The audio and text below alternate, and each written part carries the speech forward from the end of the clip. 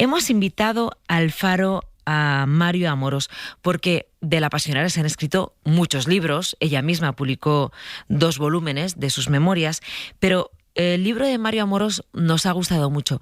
Se titula No pasaran, biografía de Dolores Ibárruri, Pasionaria. Es periodista e historiador, además ha escrito las biografías de Neruda, de Pinochet o de Allende, y hemos pensado, ¿por qué no viene Mario a hablarnos de La Pasionaria en el Faro? Así que, Mario Amorós, ¿qué tal? Buenas noches, bienvenido. Hola Mara, buenas noches. Vamos a empezar por el principio, a repasar en este ratito, a hacer una aproximación a la figura de la Pasionaria. Lo primero es que no se llamaba Dolores. ¿Cómo se llamaba Mario Amorós y por qué se cambió a Dolores? Así es algo curioso, ¿no? Su padre, en el registro civil, cuando ella nace, en diciembre del año 1895, la inscribe con el nombre de Isidora. Y sin embargo, al día siguiente, cuando le dan el bautismo católico, la bautizan como María Dolores. Ella, su nombre legal en España fue Isidora, hasta que a la vuelta del exilio en 1977 hace los trámites ante el registro civil para inscribirse como Dolores, ¿no? Ya. Bueno, sí, es un dato muy curioso este principio, pero vamos a descubrir quién fue esta mujer. ¿Cómo fue la infancia de Dolores Ibárruri, Mario? Ella nació en Gallarta, en el corazón de la entonces cuenca minera vizcaína, en 1895, imaginaos, en la España de Cánovas y Sagasta, en un lugar marcado por la extracción del mineral de hierro, en una familia muy conservadora políticamente, carlista, muy católica, pero nació y creció en un entorno obrero, en el entorno de los mineros de Vizcaya. En ese lugar, en ese momento histórico, esa niña va a la escuela hasta los 15 años, después trabajará como empleada en una taberna y como sirviente doméstica en casa de unos comerciantes, y el rumbo de su vida cambia cuando en 1916 contrae matrimonio con un obrero socialista, Julián Ruiz, que es quien lleva a Dolores a las filas del movimiento obrero, al Partido Socialista primero, sí. Y después ya participa en la fundación del Partido Comunista. Porque antes de pasar a esta etapa y al matrimonio con Julián Ruiz, que es quien la introduce y quien despierta su interés por la política, en casa, eso que has descrito, ese ambiente obrero fuerte, el centro obrero de Gallartas, las sedes de sindicatos, ¿eso a ella le removía?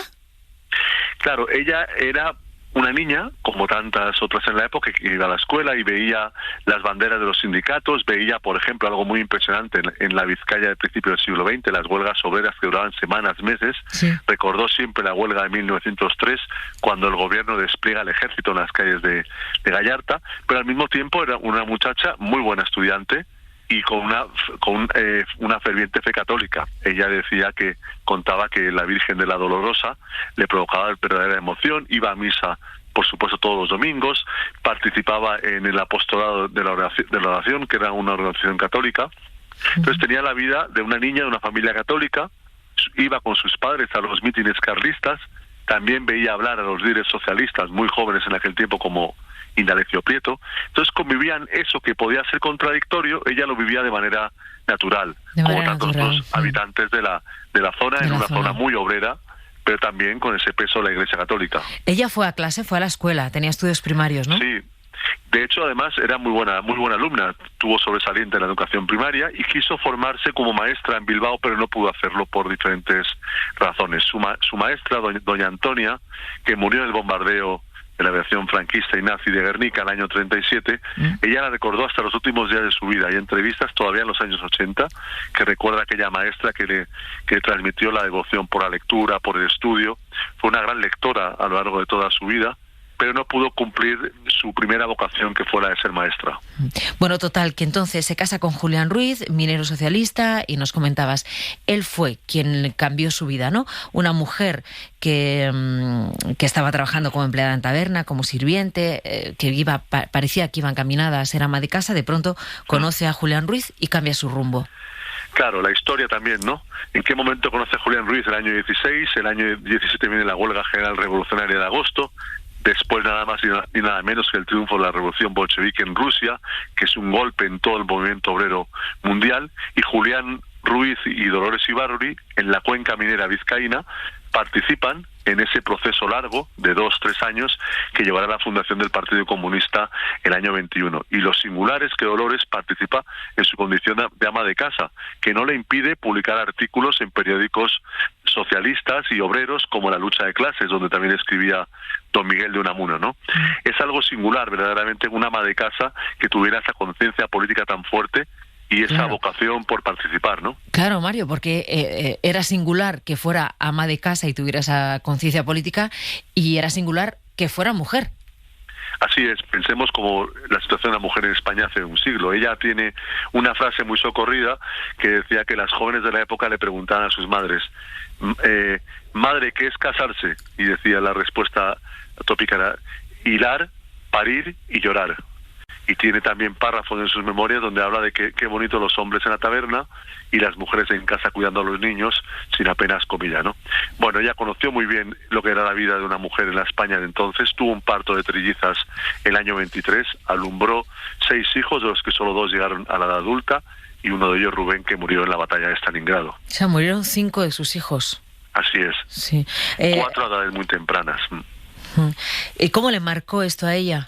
Bueno, hay una profesora asturiana, María José Capellín, también estudiosa de la vida de Dolores, que ya habló de la maternidad trágica.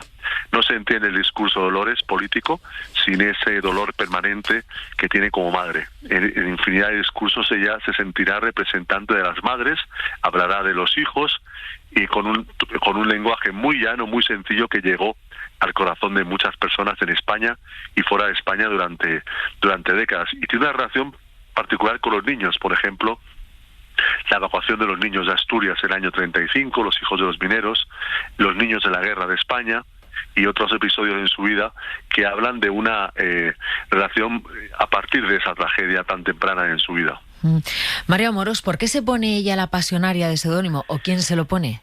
Es muy bonito la historia, ella lo contó muchas veces. Ella escribe un artículo, el primer artículo que publica en la prensa obrera, La hipocresía religiosa, publicado en la Semana Santa del año 18, y ella contaba que el seudónimo venía de ahí, de la Semana de Pasión de Jesucristo en la cruz, tomó el nombre de Pasionaria. Pero sin embargo, en la investigación que hice para el libro que se publicó hace un año, pues encontré que había una película de cine mudo, hay una película de cine mudo del año 15 llamada Pasionaria, hay un libro de lecturas religiosas de 1873 llamado Pasionaria, hay una obra de teatro en 3 actos de un académico de la lengua, también llamada Pasionaria. O sea, hay varios pasionarias pululando, pero ella nunca dio espacio a la duda de por qué ese seudónimo que empleó para publicar los artículos. Y fíjate qué curioso, Mara, que ella a partir del fin de la guerra en España ya nunca firmó un artículo como Pasionaria. Hasta aquel momento, hasta el año 39, la mayoría lo firmó como Pasionaria y después ya siempre lo firmaría como Dolores. Ah, qué detalle más significativo. De alguna manera, sí. A ver, Mario, el no pasarán. Eso se dice que no lo inventa la pasionaria, pero ella lo universaliza. Desde luego, para muchos hay varios reportajes que cuentan que es uno de los grandes discursos políticos del siglo XX. Imagínate, y estamos en la cadena SER, la noche del sábado 18 de julio del 36, Dolores va desde la calle Piamonte, en el barrio de Chueca, en Madrid, donde está la sede del Partido Comunista, hasta la Puerta del Sol. En lo que hoy es el edificio de la Comunidad de Madrid, entonces Ministerio de la Gobernación, se han instalado los micrófonos de Unión Radio, la actual cadena SER. Y a los 10 minutos de la madrugada del 19 de julio, del sábado al domingo, un día después del golpe de Estado contra la República, Dolores lee una declaración política del Partido Comunista, no es un discurso suyo personal, es una declaración política del PC, donde está esa consigna, no pasarán, utilizada por los franceses en la Primera Guerra Mundial, pero que es Dolores la que la universaliza en aquel momento dramático para la democracia en España, y es la consigna que consigue galvanizar, movilizar al pueblo republicano español, que fue el primero en la historia que levantó las armas para parar al fascismo. Sí. A partir de ahí se construye, por la propaganda, pero también por sus propios méritos, el mito universal de Pasionaria, la figura de esa mujer que encarna la resistencia al fascismo en España y que se convierte en un icono universal hasta el día de hoy. Sí. Mario, me parece que no pasarán, no está en los archivos. El no pasarán en la voz de Pasionaria. Claro, ese discurso no está. La grabación, imaginemos las condiciones en aquel momento, ¿no? Y incluso ahí, fíjate, Mara, yo encontré que hay varias diferencias en los textos de ese discurso que se ha publicado desde hace ya más de 85 años, ¿no? Y se publicó al día siguiente en varios periódicos de Madrid, pero en libros posteriores hay ligeras modificaciones, ¿no? O sea que también hay que tener cuidado al abordar estos textos para ser precisos, ¿no? Pero el discurso se publica el 19 de julio, el 20 de julio, en 4 o 5 periódicos de Madrid. Pero el audio no está, el audio no está. No. Sin embargo, mira, hemos traído para los oyentes cuando ella se dirige a las tropas republicanas. Vamos a escuchar para oír la voz de Dolores Ibarrir. Hombres que posiblemente no tuvieron madre, decían, queriéndose insultar a vosotros y queriéndome insultar a mí, que los trabajadores que en todos los frentes dan la vida y la sangre por la causa de la libertad eran hijos de pasionaria. Pensaban hacerme una ofensa y no pudieron hacerme mayor honor que considerarme vuestra madre. Que considerarme la madre de todos los heroicos combatientes que en nuestros frentes de lucha no vacilan en sacrificar su vida por la causa de la libertad, por la paz, por la justicia, por la cultura, por el progreso y por la República.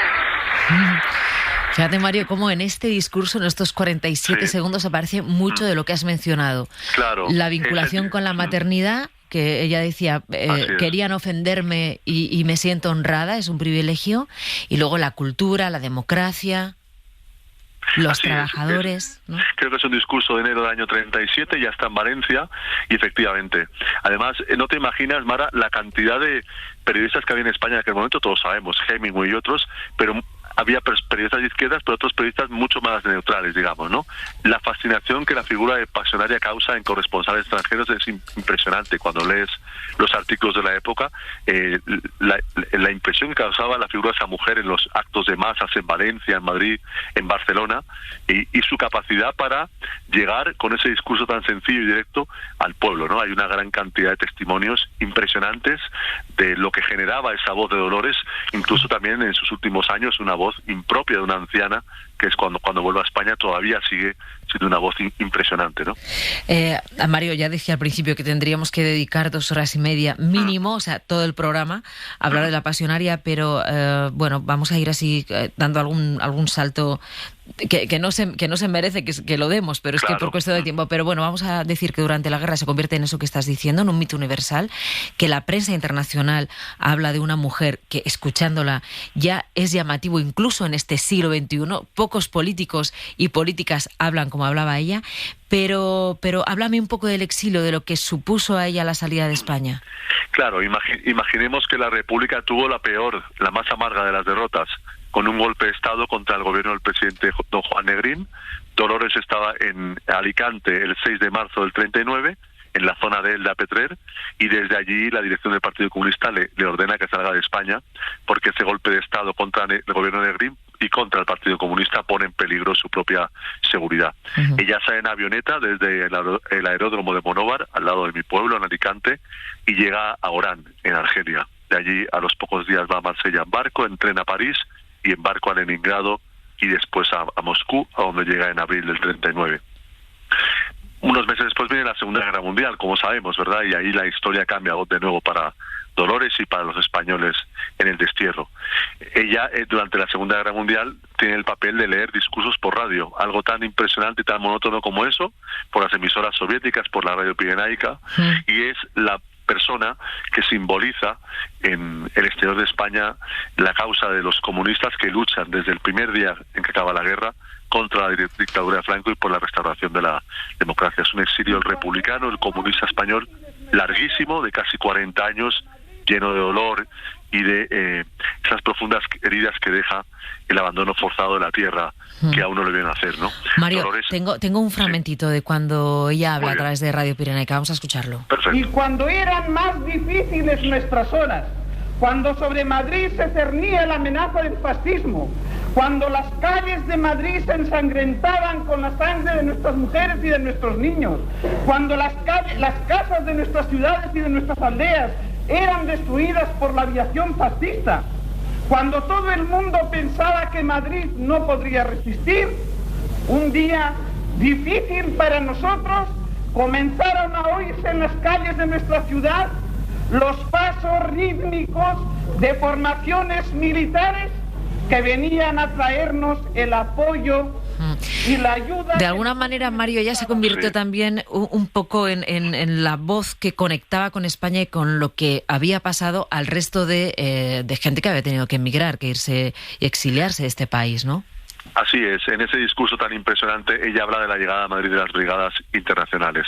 La voz de Dolores, su figura lejana, transmite una fuerza impresionante al dentro de España, a esos comunistas que van al pelotón de fusilamiento, que están en las cárceles durante años, durante décadas, a esos jóvenes españoles que han nacido después de la guerra y que se van incorporando a la lucha por la libertad en los años 50, 60, a los españoles de la inmigración que tienen que salir a trabajar a Francia, a Alemania, a Suiza, a Bélgica.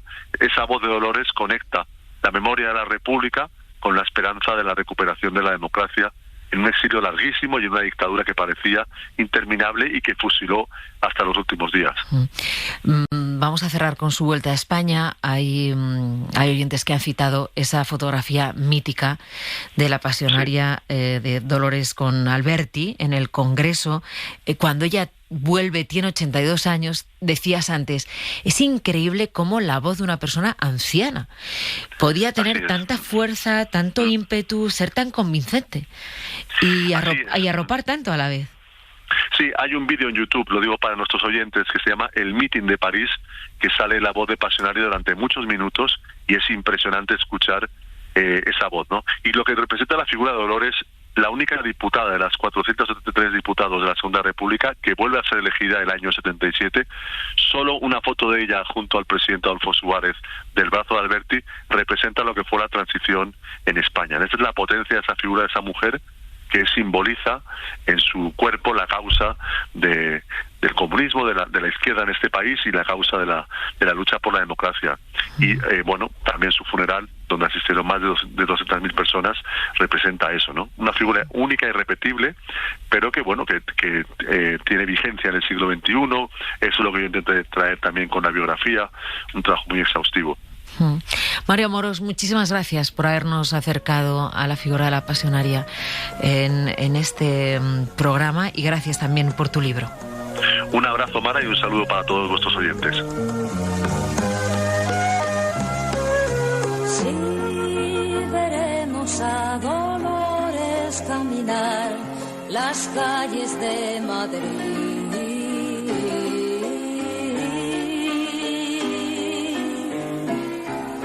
¿Quién te puede negar si el tiempo transcurrido confirmó que esto no daba más y que era inevitable la reconciliación? Se gastan las palabras golpeando contra el muro, pero ahí están las tuyas cargadas de futuro.